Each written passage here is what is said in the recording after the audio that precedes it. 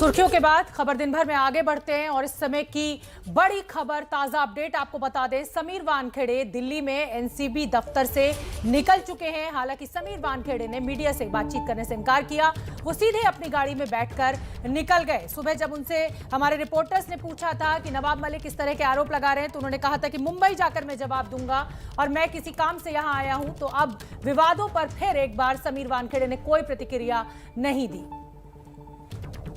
ओम प्रकाश तिवारी हमारे साथ जुड़ गए हैं ज्यादा जानकारी लिए हुए। ओम प्रकाश तिवारी, आपसे जानना चाहेंगे कि एनसीबी दफ्तर में आज क्या कुछ हुआ, क्योंकि ज्ञानेंद्र जो थे विजिलेंस ज्ञानेश्वर सिंह माफ कीजिए, उनका यही कहना था कि आज इस मामले में कोई पूछताछ नहीं हुई है। तो फिर हुआ क्या? बिल्कुल, ज्ञानेश्वर सिंह ने इस बारे में कोई ऑफिशियल लेटर इशू नहीं किया था, ना ही उन्हें कोई ऑफिशियल सम्मन दिया था। लिहाजा ज्ञानेश्वर सिंह ने उनसे कोई पूछताछ नहीं की थी। लेकिन चूंकि वो यहाँ पर आज आए थे, यूपीएससी में उनका पहले से प्रोग्राम निर्धारित था और उसी के तहत वो यूपीएससी आए थे। और चूंकि उनका एक मामला कंट्रोवर्सल हो चुका था, लिहाजा वो अपने वरिष्ठ अधिकारियों को ब्रीफ करने, दस्तावेजों के साथ ब्रीफ करने वो खुद एनसीबी मुख्यालय पहुंचे थे। एनसीबी मुख्यालय में चूंकि डीजी एनसीबी अभी फिलहाल उपस्थित नहीं थे, तो उन्होंने जो दूसरे डीडीजी थे, जो एनसीबी डीजी का आमतौर पर काम देखते हैं, संजय सिंह, उनसे मुलाकात की, दूसरे वरिष्ठ अधिकारियों से मुलाकात की और उन्होंने वहां पर पूरी वस्तु स्थिति से अवगत कराया कि वास्तव में मामला क्या है और ये कंट्रोवर्सी क्यों चल रही है।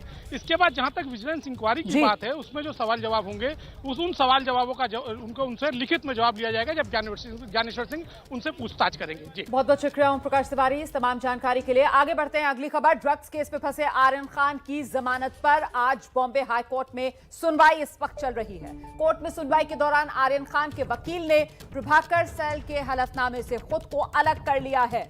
आर्यन खान की तरफ से कहा गया है कि उनका प्रभाकर सैल के हलफनामे से कोई लेना देना नहीं है।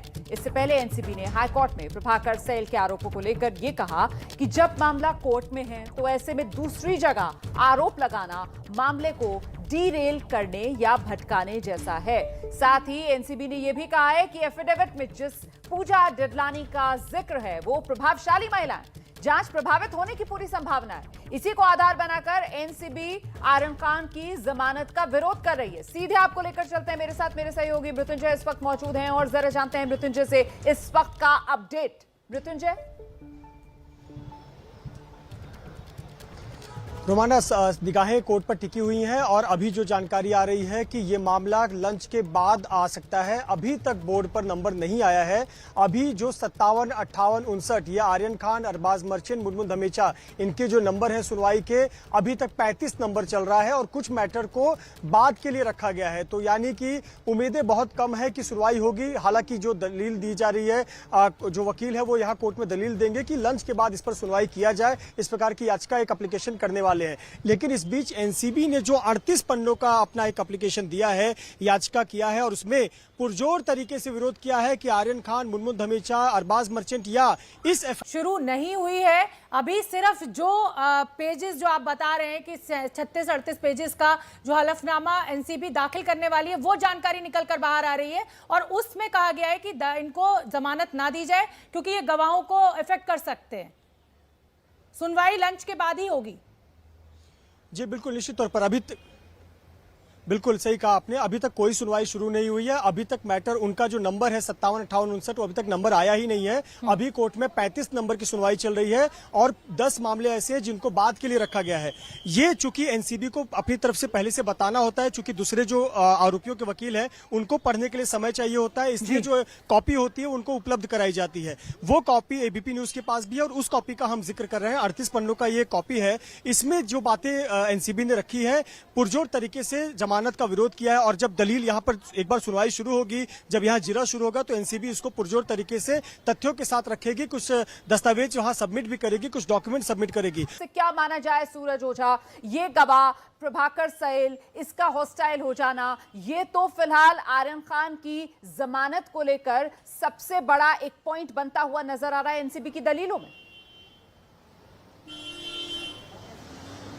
जी बिल्कुल, इसका जाहिर से असर पड़ेगा क्योंकि जब भी मामला ट्रायल स्टेज पे जाता है तो इस तरह के पंचों को दोबारा से बुलाया जाता है। तो अगर इस तरह के पंच सोशल मीडिया पर आकर अपने दिए गए पंचनामे को एक्सपोज करेंगे और उसके ऊपर सवाल उठाएंगे तो जाहिर सी बात है आगे चलकर इस पर असर पड़ेगा। इसी सब के चलते कल भी एनसीबी ने 2 एफिडेविट कोर्ट में फाइल की थी जिसमें बताया गया था कि कैसे पंचों को पंच होस्टाइल हो रहे हैं और तमाम मुश्किलें आ रही हैं, ताकि इन सब चीजों की वजह से जो सत्यता है, आगे चल के जो सत्य उजागर करना है ड्रग्स को लेकर, उसे उजागर करने में काफी दिक्कतें आएंगी।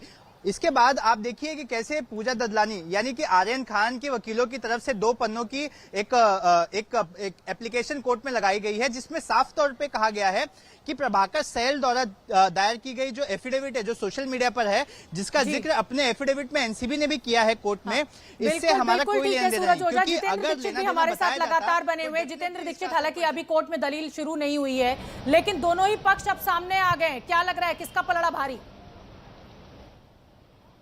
देखिए यहाँ पर किसका पलड़ा भारी है, ये हियरिंग में किस तरह के तर्क रखे जाते हैं उससे समझ में आएगा। लेकिन मैं आपको एक बात बता दूं कि आर्यन खान के वकीलों की टीम जो कुछ भी प्रकरण चल रहा है, जो आरोप प्रत्यारोप चल रहे हैं नवाब मलिक के बीच में, प्रभाकर सैल के बीच में, और जो एनसीबी ने अपनी ओर से कल एनडीपीएस में जो कुछ भी रखा है, उन सबसे आर्यन खान खुद को अलग करके रख रहे हैं।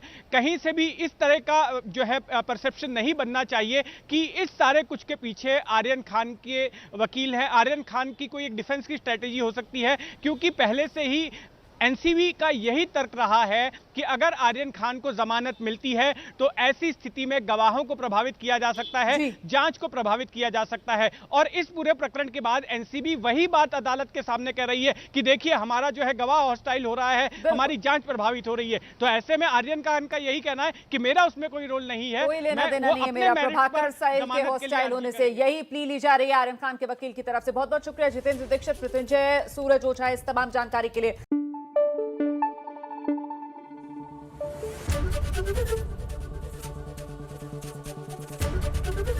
एबीपी न्यूज आपको रखे आगे।